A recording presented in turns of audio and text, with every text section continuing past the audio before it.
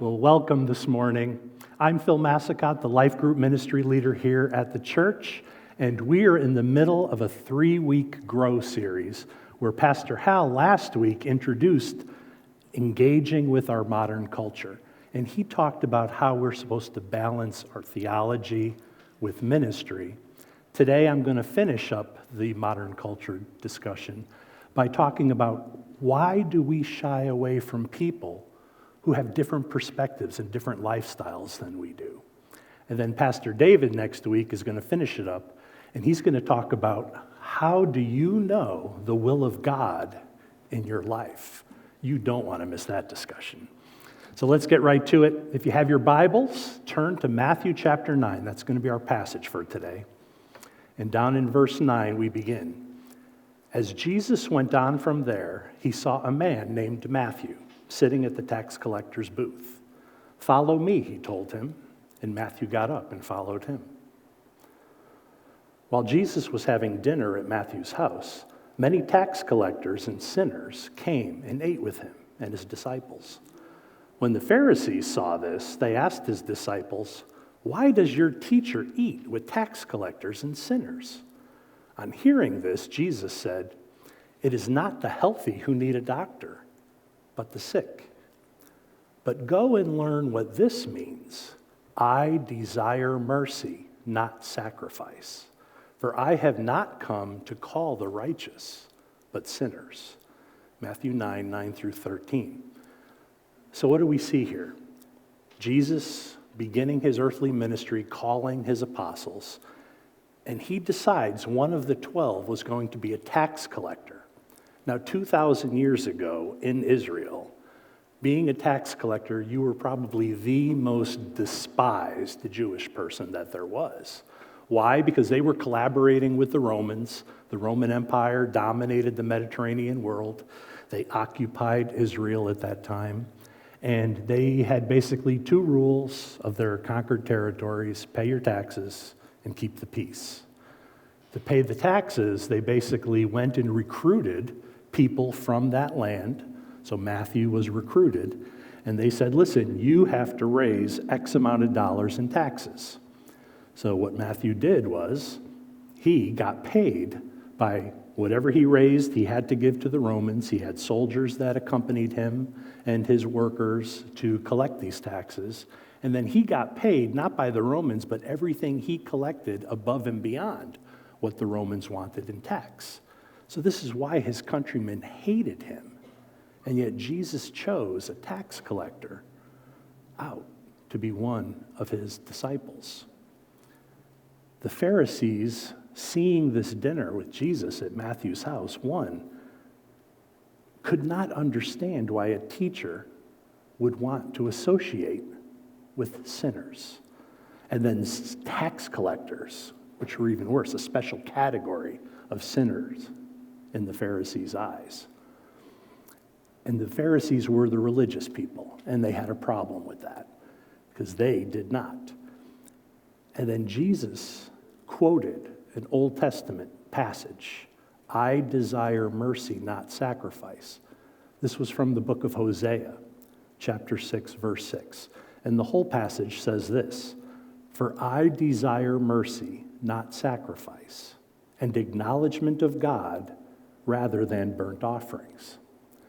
And what Hosea was saying, if you read the entire book, it's about God wanting a personal relationship with his creation, us, and not religion, where you have rules, and then you break those rules, which we call sin, and then have to go and sacrifice to make an atonement for your sin. God wanted a personal relationship. And he was scolding the Pharisees, which were supposed to be the religious teachers, for not understanding what God actually wanted in life. So in the context of the Matthew story, sacrifice is intentionally moving towards purity by getting rid of something that doesn't belong in order to attain some higher level of goodness. And this is what the Pharisees were trying to do. They thought if we separate ourselves from those sinful people, we'll be better. and we won't be polluted by their sin or their corruption or whatever they want to do. And so that is how they considered themselves righteous and pure. Whereas Jesus showed mercy by embracing and intentionally moving toward what is different. In this case, by intentionally and seeking out dining with non-religious people. He welcomed Matthew's friends because they needed to hear what he had to offer. So why did Jesus do that? Well, the answer can be found back in his Sermon on the Mount. If you go back into Matthew chapter 5, in verse 14 it says, "You are the light of the world." And he was talking to his disciples.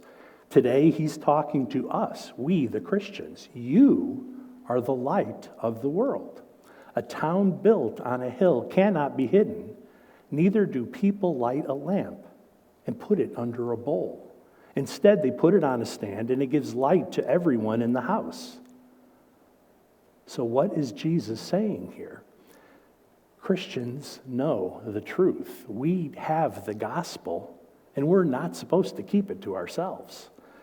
If we separate ourselves from entire groups of people out there just because we consider them sinful or different from us, then who is going to tell them? Who is going to teach them? Who is going to share the gospel to them? Now, before we pile on the Pharisees too much, let's take a look at some real-life examples and think about how you would react if you found yourself in one of these situations. Say someone in your life group is extremely vocal about their political beliefs.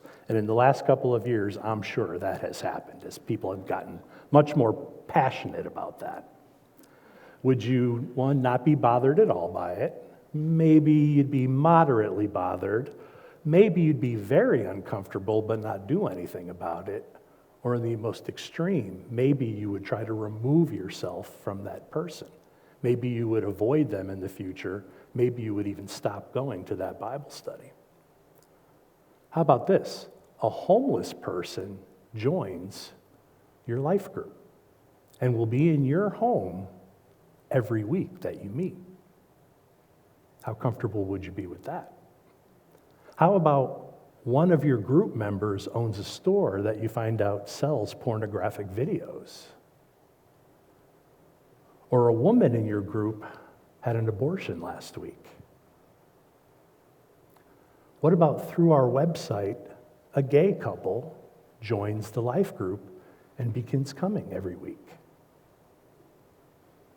How about a man in your group wears the jersey of a professional athlete that was just convicted of a violent crime?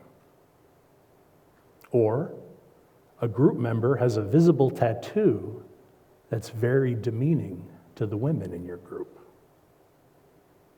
How about this? Your life group co-leader uses marijuana and then discusses its benefits during the Bible study. Or you discover one of the members of your group is a registered sex offender. Folks, these are real-life situations that are very common in our society today. And psychologists have studied how groups react to people that are different from themselves. And they've drawn some conclusions in what they call the psychology of disgust. And this is the way they define it. They say disgust is a feeling of revulsion aroused by something unpleasant, offensive, or even dangerous. So it's something natural that's built within us. They go on to say that disgust regulates a boundary between the person and the outside world. So what happens is naturally, if you see something or experience something that you find disgusting or revolting, that you immediately begin to build a barrier, one to protect yourself from whatever it is. And where disgust becomes problematic is when we begin to project it onto people. Because what we're going to do is put up a wall and not communicate with those people. Dr. Richard Beck is a psychology professor at Abilene Christian University. And he's the author of a book, Unclean, And here's a short video of Dr. Beck teaching on why people treat others differently. Every heart, all of our hearts have this little hitch in it. That if they're not of my group, there is just a slight hesitation to see them as really as enlightened and as virtuous and as smart as I am.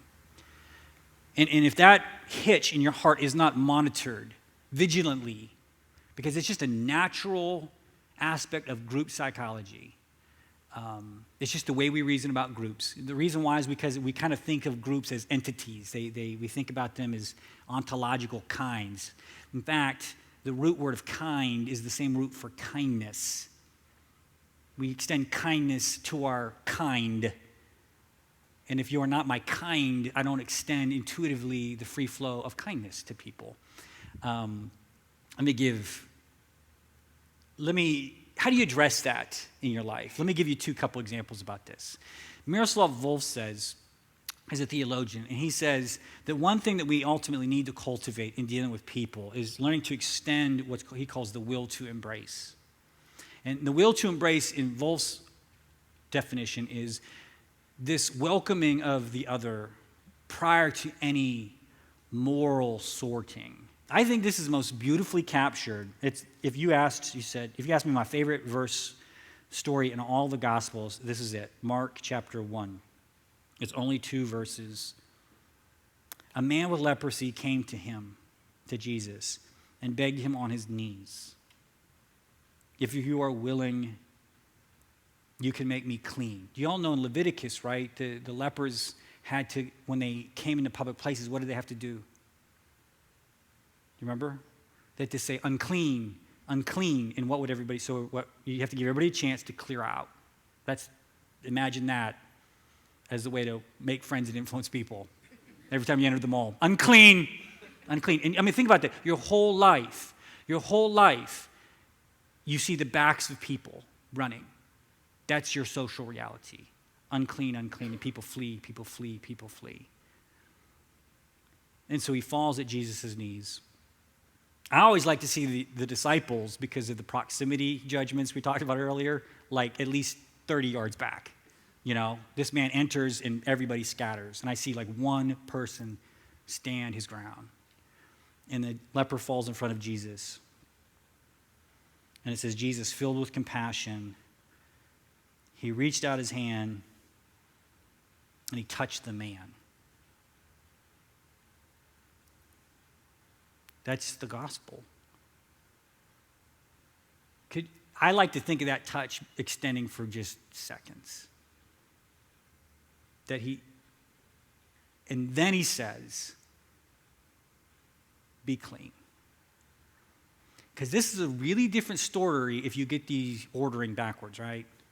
There's a really different story if Jesus says, be clean, and then approach. That's I think the story that churches often tend to tell is be clean and then approach. But Jesus stands with him in his uncleanliness, touches him, and then says, be clean. Let me say this a different way. I like to talk about something called the moral circle. And the moral circle is an idea come up by the ethicist Peter Singer. Peter Singer says the moral psychology of humans is simple. It's a simple 2-step process. Number 1, determine who is kind, who is your kin. Like, who are your peeps, who are your people. Psychologists have actually tried to ballpark this number. Current estimates are around 500. Like, most people have my people is usually plus or minus. Some of you are really extroverted. Tim's very, maybe 150, more people. But most of us are about 500 people we consider my family. That's your moral circle. And then once you identify your kin, you extend kindness to them. Everybody outside is what's called on the outside of your moral circle. And we treat those people as means to an end. We use people as instruments for our purposes in the world. They are strangers. So to illustrate this, I tell my students, I say, imagine one of your best friends. Has anybody ever worked in the food and beverage industry? Anybody ever waited tables, been in that slave shop? I used to do that to get through grad school, waited tables. And so imagine one of your friends says, hey, I've been training. This is my first night on the floor. Why don't y'all come to the restaurant? I'll wait on your table. We'll have a great time. And so all your friends get together, you ask for their section, you sit in their section, and they come, and you're going to say, yay, first night. But they come, and they're sweating bullets. The night is going awful. If you've ever worked in food and beverage, you know what nights like this. And I say to my students, what do you tell your friend in that moment? What do you say? Don't worry about it. Hey, we're good. You take care of us last. You take care of everybody else. And if the Sermon on the Mount is to be believed, that is no great moral demonstration on your part. Even the pagans do that. You with me? Even the pagans extend kindness to their brothers and sisters, their people, right? That is no virtue that you go, don't worry about it. That's what you do. It's like breathing. You extend kindness to your friends. What else would you do, okay? Because why? Your friend is in your moral circle, and they're entitled to a certain kind of class of behavior because of that. I said, now imagine you and your friends go out tonight. Imagine you go out this evening, and you're sitting in a restaurant, and you're vaguely aware that the waitress is a little stressed out. And the refills are slow. The food is slow. They're not as attentive as you want. It takes a little longer to get your check. So you stop making eye contact. You remember, how many of you have done that? You stop making eye contact. Your comments become a little bit more clipped, and the tip becomes smaller and smaller and even non-existent. Two people, right? One is your friend. One is a stranger. And they're entitled to two different classes of behavior because one of them is not in your moral circle. But what I say to my students and what I say to myself every time I eat out, every time I stand in front of a cashier at a Walmart, or whether I'm caught in Georgia traffic, I say, this woman is not my mother. She's not my sister. She's not my wife. She's not my daughter. But she is somebody's mother. She's somebody's daughter. She's somebody's friend. Somebody cares about her. Just not me. She's a stranger. Listen, I know we're all not racist or homophobic, right? But in our hearts, we sort people into strangers and friends. And Jesus calls us to open our hearts to live in a world without strangers, to kind of eradicate that hesitancy, to continue to persist, to look in the eyes of this person you do not even know, who seems to be unknown to you, to see everybody as friend and brother and sister, to expand your moral circle more and more. Ow. That hits quite close to home. We have to ask ourselves, where do we stand personally? One, corporately, are we as a church welcoming to outsiders? Do we require people to change before we welcome them in and make them feel loved and one of us and treat them like everybody else? It's hard if you are a non-religious person to walk into a church service and sit down in the middle of a bunch of believers. How welcoming are we in that situation? How welcoming are we in our workplace? Before I retired, I remember there were people that I found disgusting at work, that our personalities did not mesh, but you had to work with them, so you found a way. But isn't life much more important? And isn't their salvation much more important than just being a coworker, a good coworker? How welcoming are we to our neighbors? I fail at a lot of levels in this. I know a lot of my neighbors to say hello. I remember some of their names, but I don't have a relationship with all of them. Some, but not all. So how do we overcome this natural response that's built into each one of us? Well, the first thing we can do is, makes sense, be welcoming to people who are different by making them feel they're among their own people. And what did Jesus do? We go back to our passage in verse 10. While Jesus was having dinner at Matthew's house, many tax collectors and sinners came and ate with him and his disciples. So Jesus welcomed this group of people in amongst his people, and they became one. And they had a casual conversation. They got to meet. Can you imagine being invited to have a meal with Jesus? I mean, what would you ask him? You've heard about the guy performing miracles. Would you be just intimidated? Or would you just have a conversation? Which must have been what happened. And as the religious people saw that, they were offended by it. Would we be offended by that? I hope not. The next thing we can do is enter into conversations with people as a listener and a learner. James, who was the physical earthly brother of Jesus, wrote in his letter in chapter 1, verse 19, "Brothers and sisters, take note of this. Everyone should be quick to listen, slow to speak, and slow to become angry." There is a big difference between having a conversation with someone versus being talked at or preached to. Nobody likes that. We don't like that. And people are far more willing to listen when they're a part of the conversation. So we go out of our way, we enter into a relationship with people, and we get to know them. We really talk with them. We had a grow session earlier in the year that was on sharing the gospel with people that are not in the faith, non-believers. And this was a big part of it, establishing and communicating with them and establishing that relationship. And it's two-way. You can't know them if you're not listening to them and allowing them to talk. So be a listener and a learner, and then share. And third, use Jesus as our model for engaging with modern culture. Why do you think Pastor Rick spent 99 of his messages in the book of Luke? So that we could see perfection in action. How Jesus taught, how Jesus served, how Jesus loved. There's our model. That's what each one of us is comparing ourselves to and trying to emulate.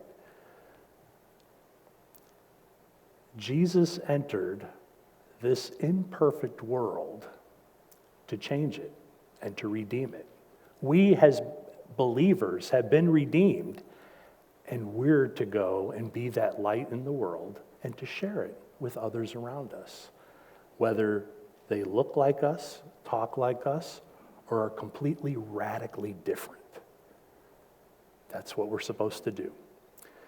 And when we look at Jesus' ministry, it forces us to define spirituality less about religion and less about spiritual knowledge and more about service and engagement with other people. Knowledge, biblical knowledge, is fantastic, and we completely encourage it. Jesus, one of the last things he said before he ascended up into heaven after the resurrection, said, listen, go into the world, make disciples of everybody, baptize them, and teach them. So teaching is a big part of it. But after we teach, we need to apply it. So what was our bottom line for last week and this week? At the end of the day, theology and knowledge are extremely important. So don't come away from this thinking, no, we're not supposed to study. We are. But service and engagement are more important because Jesus prioritized that in his ministry. And how well we sacrificially love others is of the utmost importance. Why? Because we represent Jesus to others. It's been said by others many times, You may be the only Jesus that that person ever sees. They may never come into a church building. They may never sit down and open up the Bible. But they see you, they see your life, and they hear what you say. That's how important it is. So we should study, we should apply, and we should serve and engage other people around us. That's how we engage the modern culture today. Let's close in prayer. Father in heaven, we love you, and thank you for your Son. We thank you for the Word, where we can see, we have examples. We thank you for your Spirit, Lord, that indwells us and empowers us and guides us into relationships with other people. Lord, help us to be obedient. Give us the right words to say, Lord, and help us to know where to go and who to talk to and what to do. Father, forgive us when we fail you, and open our eyes to the world around us so that we can see people through your eyes and treat them the same way. In Jesus' precious and holy name we pray. Amen.